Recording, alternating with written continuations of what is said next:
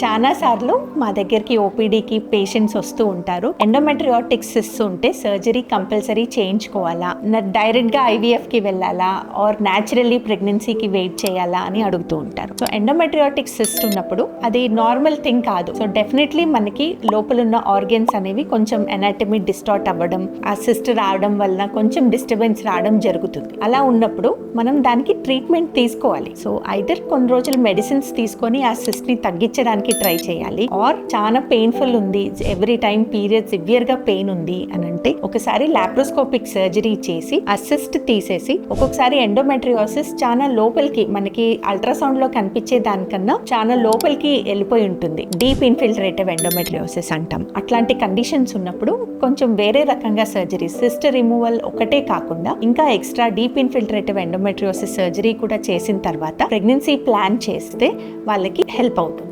Thank you.